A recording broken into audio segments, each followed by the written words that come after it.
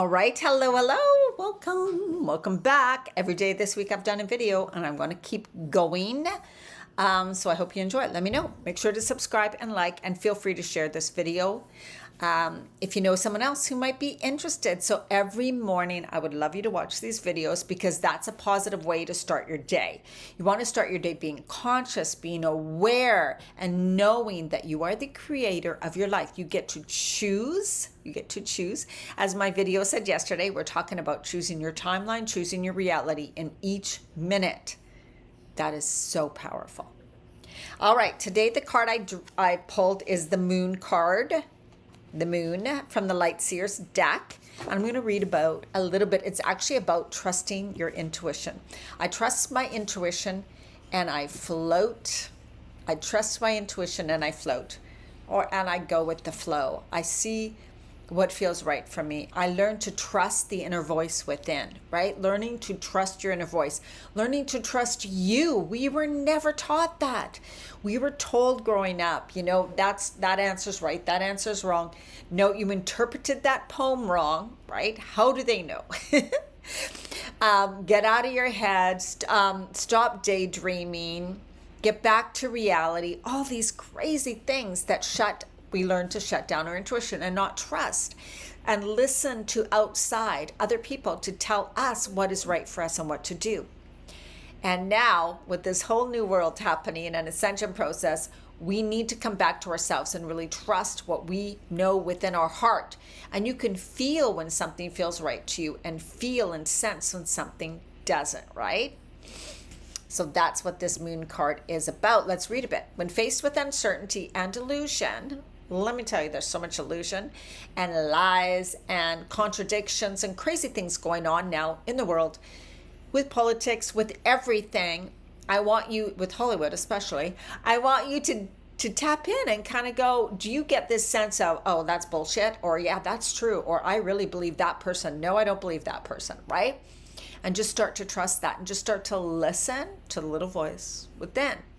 When you stop struggling to see that which you simply cannot see in your shadows, you will experience a deep release that you will allow you to float to the surface of truth. The Moon card asks you to go within and to calmly listen to the whispers of your own intuition. There is divinity here. You can start with, and I've said this before, I did a video on my YouTube about how to access various ways to access your intuition. So you can go check that out. And also, this is so important, you can do it with the pendulum. And I started doing it with cards, with angel cards, tarot cards, oracle cards. Believe in fully and completely that the cards I pulled had a message for me, right?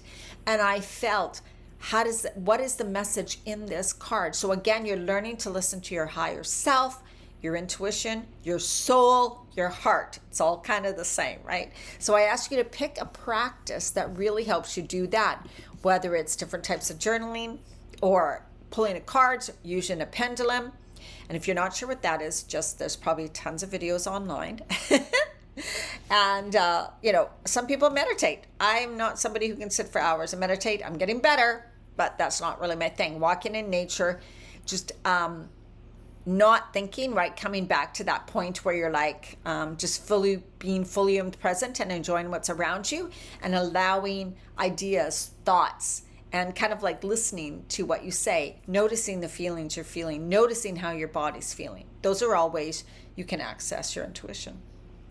And today I am talking about, I'm going parallel universes of self, and we are talking about imagination. Imagination. Everything that is created in this physical world, that we have in this physical world, started in someone else's imagination.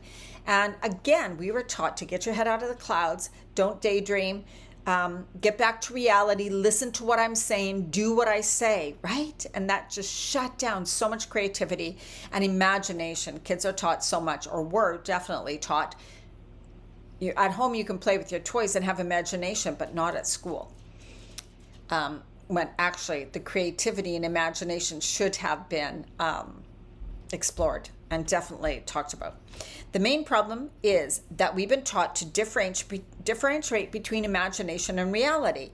Imagination has become a synonym for unreal, not real. But as we know, neuroscientists, the way people who have studied our brain, know that if we imagine a feeling, being somewhere, or a traumatic experience, if we close our eyes and feel it, imagine it, see it in our mind, in our brain, it's showing that it is really happening now. Your unconscious mind and your brain can't distinguish between what's really happening now and what you are thinking about, imagining, feeling, right? So really, what is real, right?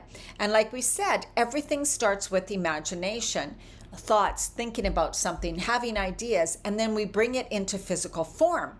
So imagination is how things start. So let's get back to really believing how important this is and start practicing using your imagination and intuition, right? And acting on it and believing in it and trusting it. Imagination is not real. It is the source of what most people call reality. The only reason imagination has lost its power is because we assign more solidity, right? Reality, importance, significance, validity to the physical world of our senses. I can touch it, I can smell it, I can see it. It's there in front of me, like this glass of water, right? This is real. Me imagining a glass of bubbly wine or something, it's not real. It's not in front of me, even though I imagine it, right? So it's just kind of the way it was so that we could experience our physical world, so that we're not lost in a daydream and not able to function and do certain things in our physical reality, of course. There's no difference between the physical matter surrounding you and imagination, as I said when I was talking about what registers in your actual brain, right? It is the definition that this has imagination appear as subtle energy and matter as densified energy. Anything you can imagine is real in some sense on some plane. Imagination is not only a tool of reality manifestation, it's even more than that. It's a source of information that can reveal quite a lot about your personality. Images in the mind don't just pop up for no good reason. They pop up for you to use, for you to create from, for you to manifest, for you to invent. And another thing is, like they say, there's a saying, it's like, if you desire it, it's meant for you. That's kind of the same thing. Each person has different desires, right? So it's like not one thing's meant for everybody. So your desires, even if you were told they're crazy, or you think, well, it's just not possible. That's crazy. I don't know where I'm getting it from. Where is that coming from? And you might have been told that. I know I was. Where is that coming from? Why would you think that? If you think it, if you imagine it, if you feel it, if you sense it, if you intuit it, it's meant for you. Whether you act on it or not is up to you. That's the free will. But it's meant for you. And that's the thing. Desires are meant for you. And boy, I'm 60. And it has taken me the belief, the programming and conditioning that has been put on us, especially women, 50, anybody over 50, 45 even, was so strong about get into reality. This is possible for you because you are this type of person, because you were raised this way, because you live here, because of the color of your skin, because of your education. All of this, limitations were put on us. But none of those were ever true. We just ended up believing they were true. And so therefore we lived as if they were true. Therefore we thought thoughts that made them true for us. And we ended up evolving our life in a way that those were then considered truths. But really none of that is true, right? So now we get to go, wow, all these things I thought that were crazy or not possible for me, or the things I thought about or really wanted and desired were for me, are still for me. And things like I always wanted to do, like somehow help people live their purpose, live their life, live a life they love. But especially in the 70s, how the hell was I going to do that? I had no idea. There was no, I mean, even in the 80s, right? It was like, I just thought, remember seeing a public speaker and I'm like, oh my God, that's what I want to do. I want to speak to a group of people before the internet, right? And inspire them and let them know they can truly live their purpose and do what they love.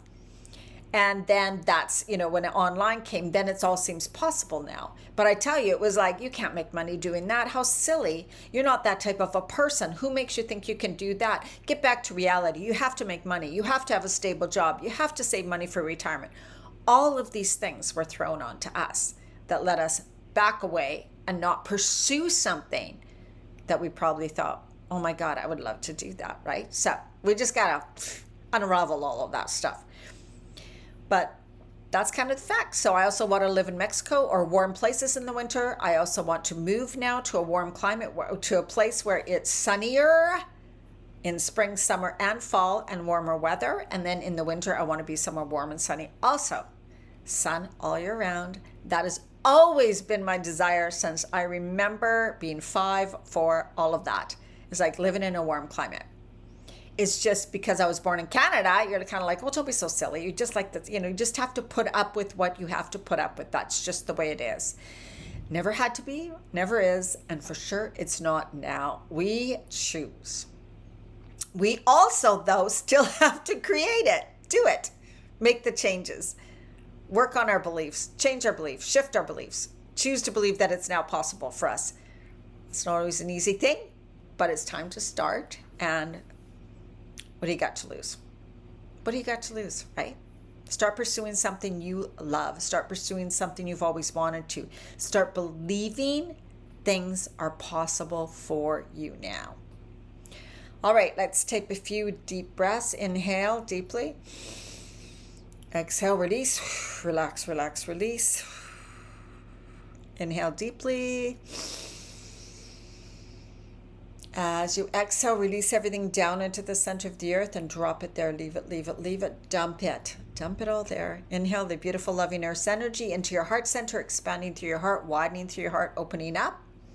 And then extend that out far, far, far, your love and light out into the universe, expanding your beautiful love and light. Now inhale more love and light into your heart center, expanding through the heart, filling up your cup, energizing, healing energy coming into your body, filling it up. Exhale out onto the universe. One more time. This is expanding your beautiful energy. Imagine it expanding like this.